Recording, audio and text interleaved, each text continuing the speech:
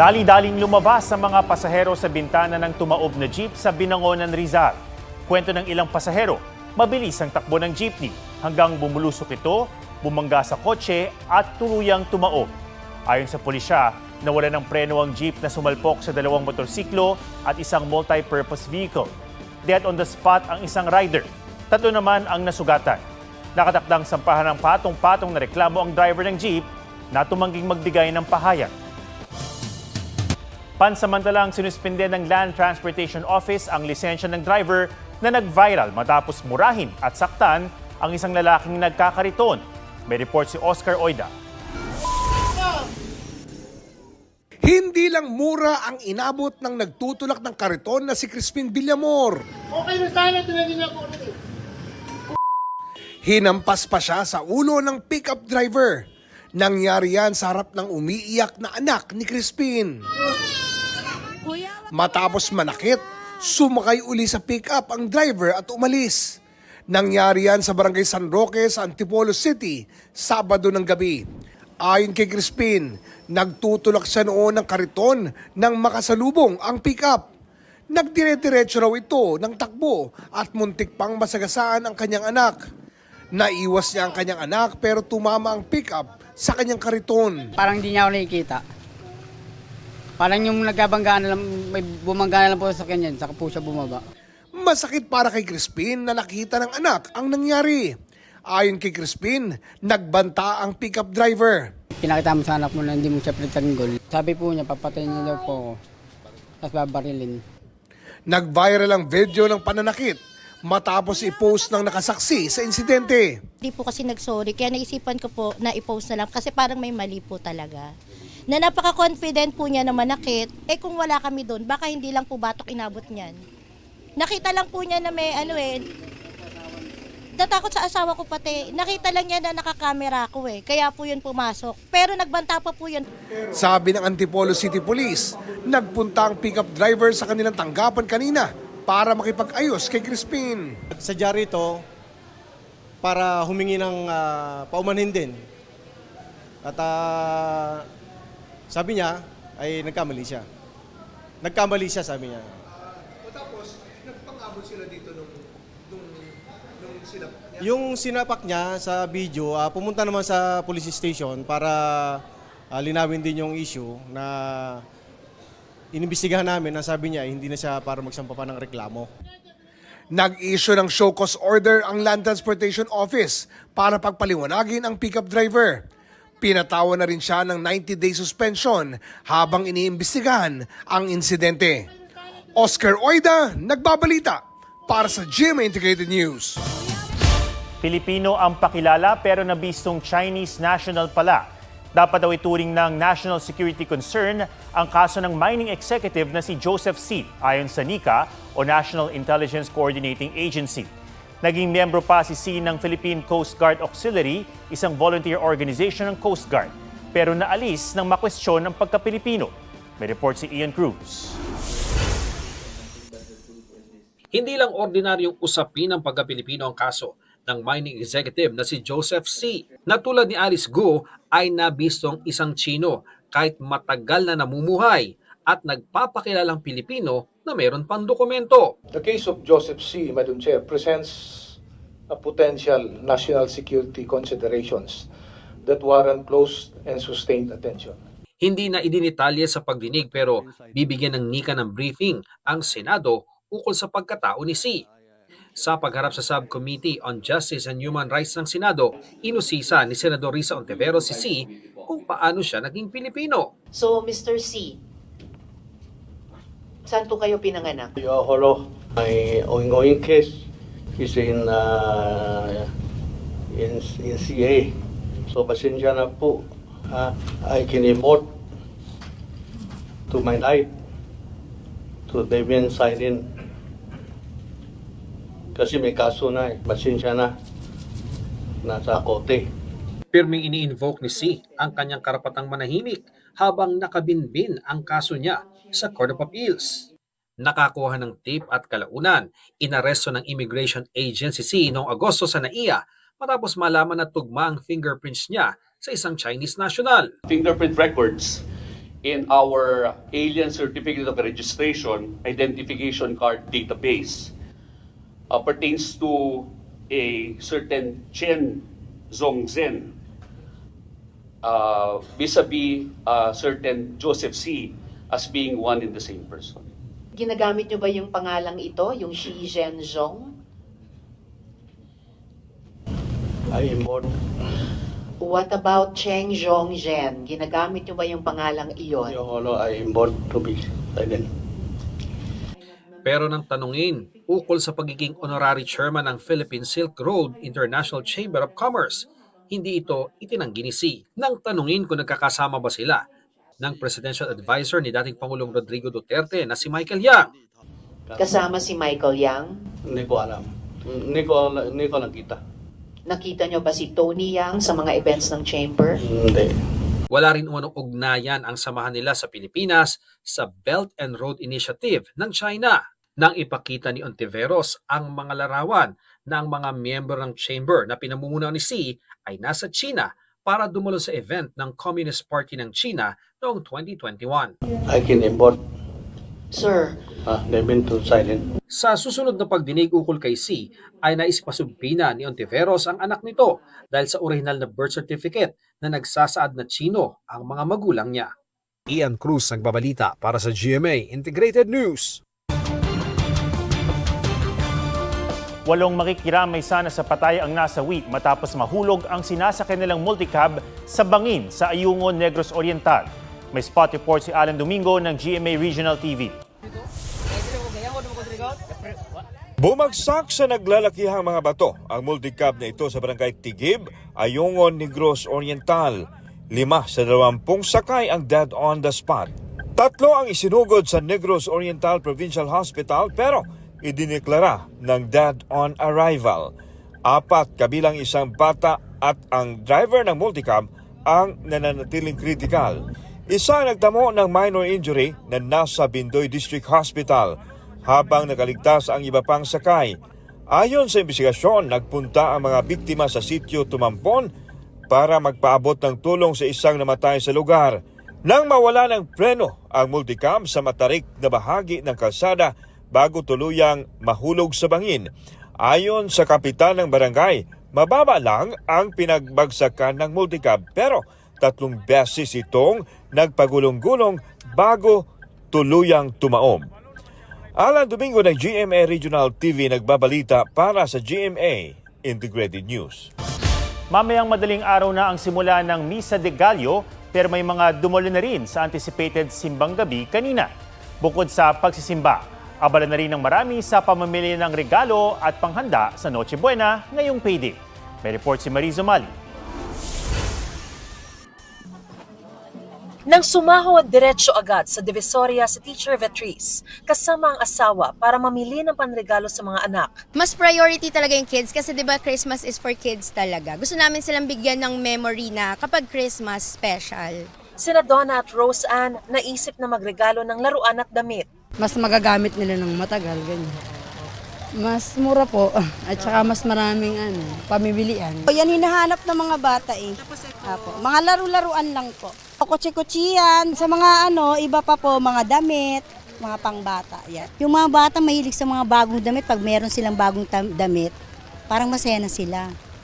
Pero yung iba, laruan. Puno na rin ang mga namimili ang isang grocery store. Namamakyaw ang ilan ng pang Noche Buena at ng mga panghanda sa Christmas party. Baka magtaas and at the same time yung bulk of bibili, syempre mahaba na yung pila. Ang ilan gusto maging espesyal ang handa sa Pasko para sa pamilya. Tignan natin yung bright side ng hindi puro problema dapat. Syempre para masaya naman papaano. Pag puro problema, stress lang yan pagdating ng New Year, dapat masaya tayo. Pagkatapos mamili, naghahanda na rin ang ilan para sa unang simbang gabi. Dagsang deboto sa Minor Basilica and National Shrine of Jesus Nazareno sa Quiapo, Maynila. Bihis Pasko na rin sa St. Peter Parish sa Commonwealth Quezon City para sa anticipated simbang gabi. Dasal na marami ay para sa pamilya bago ang sarili. Na maging maayos yung pamumuhay namin sa buong pamilya namin and then lalo-lalo na po yung health po ng magulang namin. Lalo-lalo na po yung ate ko po. May bago po siyang journey sa ibang lugar naman po. Sa sarili, maging RMT po, medtech po. May ilan ding para sa bayan. Meron sana tayong peace, masolve na itong nangyayari sa government. I don't like corruption. Pero mayroon ding nagsimba para ipagpasalamat ang mga biyaya o mga pagsubok na nalampasan. Pag stress po sa mga homework po, seat work, ganyan po. Lagi po akong humihingi ng gabay, ng tulong kay Lord. At binibigyan naman po niya sa akin yung mga hinihiniling ko po. Mariz Umari nagbabalita para sa GMA Integrated News. Walang bagyo pero patuloy ang mga pagulan sa iba't ibang lugar sa bansa. Ayon sa Pag-asa, amihan at easterlies ang nagpapaulan ngayong araw. Mula kaninang hapon, nakakaapekto na rin ang shear line na tatagal hanggang bukas. Pero hindi rin inaalis ng Pag-asa ang posibilidad na may mabuong low pressure area sa loob ng Philippine Area of Responsibility sa mga susunod na araw. Base naman sa datos ng Metro Weather, umaga pa lang bukas, malakas na ang ulan sa Northern Luzon. Meron ding kalat-kalat na ulan sa Bicol Region, Mindoro Provinces, Palawan, ilang bahagi ng Samar at Leyte Provinces, Zamboanga Peninsula, Caraga at Davao Region. Magpapatuloy yan sa hapon. Maging alerto dahil malaki ang banta ng baha o landslide. Mas marami na ring uulaning probinsya sa Mindanao.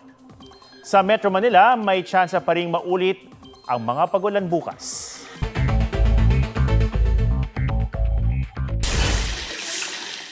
Dagdag singil sa tubig sasalubong sa 2026. Magiging mas mahal ng halos 30 pesos ang singil ng Manila Water sa mga kumukonsumo ng 10 cubic meters. Mahigit 66 pesos increase naman para sa 20 cubic meters at mahigit 135 pesos sa mga kumukonsumo ng 30 cubic meters kada buwan.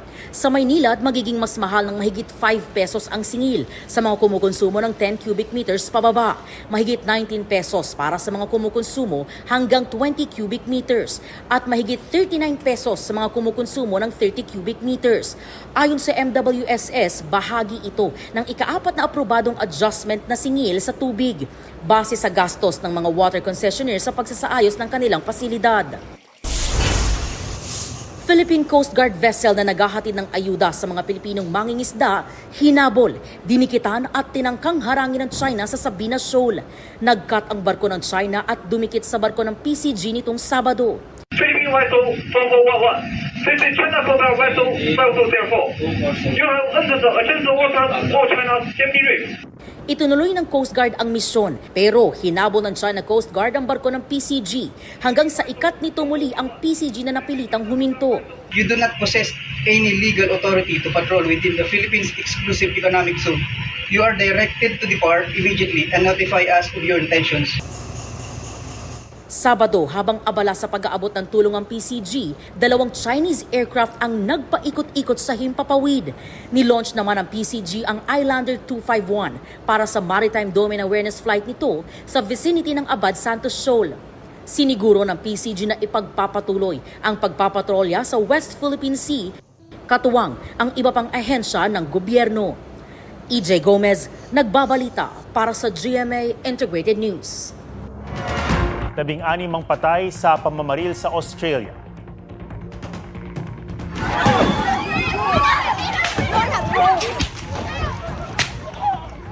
Nangyari ang pamamaril sa gitna ng pagdiriwang ng Jewish festival na Hanukkah sa Bondi Beach. Ayon sa pulisya, magama ang nasa likod ng pinakamalalang mass shooting sa Australia sa loob ng halos 30 taon. Napatay ng mga otoridad ang ama, kritikal naman ang anak. 40 ang sugatan at isinugod sa ospital. Kabilang ang residenteng buwis buhay na dumisarma sa isa sa mga gunman pero nabaril ng isa pa. Ayon kay Prime Minister Anthony Albanese, ang pamamaril ay isang act of terrorism at act of anti-Semitism o galit sa mga Hudyo o Jews. 2 estudyante naman ang namatay sa pamamaril sa Brown University sa Rhode Island sa Amerika. 9 ang nasugatan. Isang person of interest ang inaresto pero pinakawalan kalaunan dahil sa kakulangan ng ebidensya. Patuloy na tinutugis ang nasa likod ng pamamaril.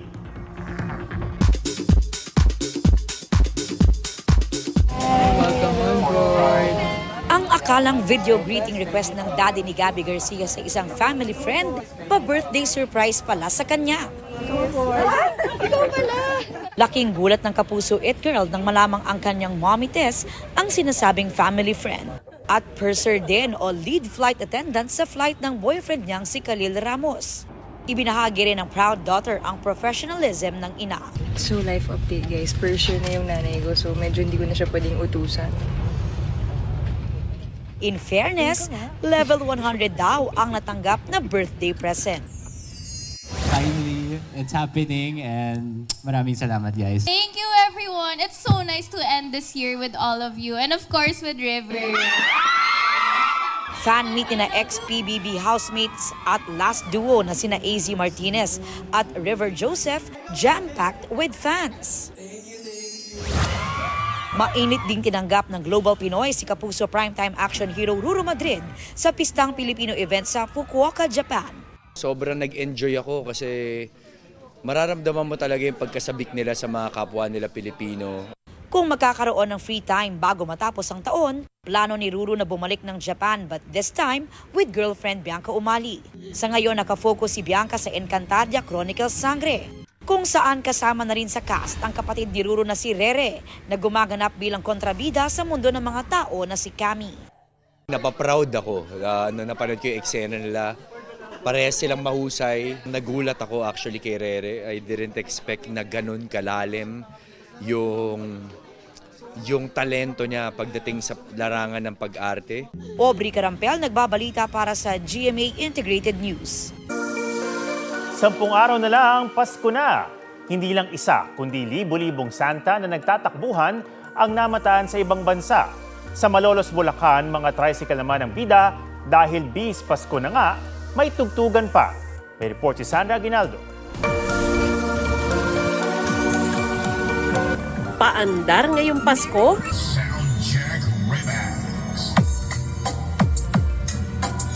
Mga Christmas strike. In neon lights, kumukutitap ang mga tricycle sa Malolos, Bulacan. Humilera sila sa gilid ng kalsada sa tapat ng City Hall at may tugtugang pangmalakasan.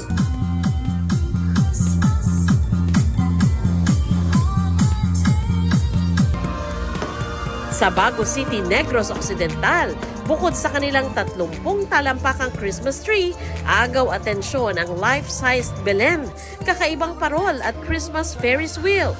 Enjoy pa ang mga batang bihis Santa sa mga cartoon characters na nagtanghal sa programa. Kung Santa lang din naman, sandamakmak na Santa ang nagtipon sa Pristina, Kosovo para sa taunang Santa Run for a Cause. Ganyan din sa Mexico, kung saan halos 3,000 nakabihis Santa ang tumakbo. May mga nagsama rin ng kanilang mga itinuturing na little angels na alagang aso. Angels ba kamo? Tila bumaba mula sa langit ang mga anghel sa Czech Republic. Sa isang medieval church, dahan-dahang ibinaba ang 3 anghel, hudyat ng pagbukas ng kanilang traditional Advent market. Sa Pidig sa Ilocos Norte, dinagsa naman ang pagbubukas ng Christmas display. Napuno ito ng sayawan at kantahan, na tema rin sa disenyo ng kanilang higanteng Christmas tree. At ang inabangan, ang engrandeng fireworks display. Sandra Aguinaldo nagbabalita para sa GMA Integrated News. At yan po ang State of the Nation para sa mas malaking misyon at para sa mas malawak na paglilingkod sa bayan. Ako si Ato Maraulio mula sa GMA Integrated News, ang News Authority ng Pilipino.